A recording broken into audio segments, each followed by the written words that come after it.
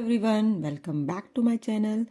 कैसे हैं आप सब? चलिए फिर स्टार्ट करते हैं chapter number 2, factors and decimals. Chapter number 1 हम कंप्लीट कर चुके हैं अपनी प्रीवियस वीडियोस में, तो आप उसे चेक कर सकते हैं। Let's start now. चलिए अब हम स्टार्ट करते हैं अपना chapter number 2, fractions and decimal. तो आज इंट्रोडक्शन वीडियो कर रहे हैं हम।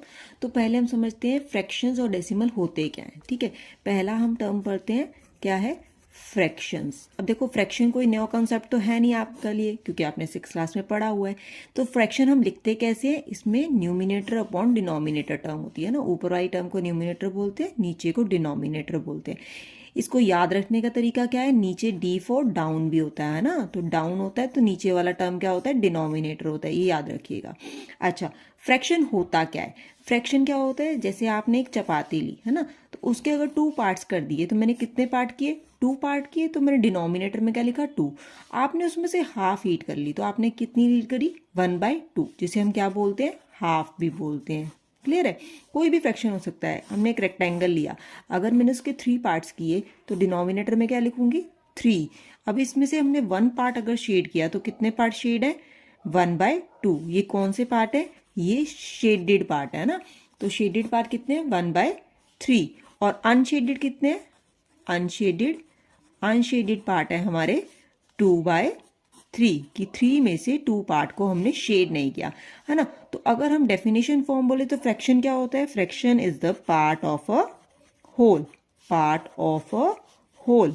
होल मतलब कंप्लीट टर्म का कोई एक पार्ट। ठीक है, पिज़्ज़ा भी बोल सकते हैं। पिज़्ज़ा में से हम स्लाइसेस लेते हैं ना, तो हम एक पिज़्ज़ा के अगर 4 स्लाइस हैं मिनी पिज़्ज़ा के, तो 1 पार्ट लेते हैं, तो 1/4।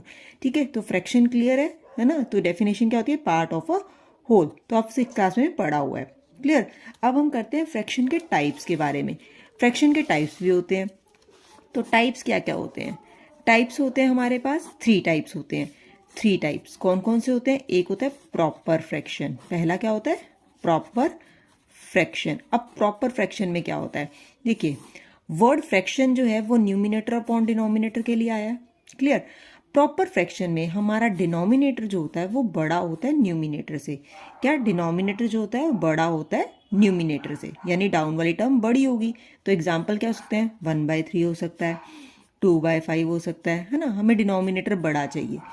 ये भी हो सकता है, 2/11 भी हो सकता है। तो डिनोमिनेटर बड़ा हो, बहुत सारे एग्जाम्पल हो सकते हैं। ठीक है, तो अब आप देख के पहचान सकते हैं प्रॉपर फ्रैक्शन कैसा होता है। ये तो इसका नंबर 1 पार्ट है।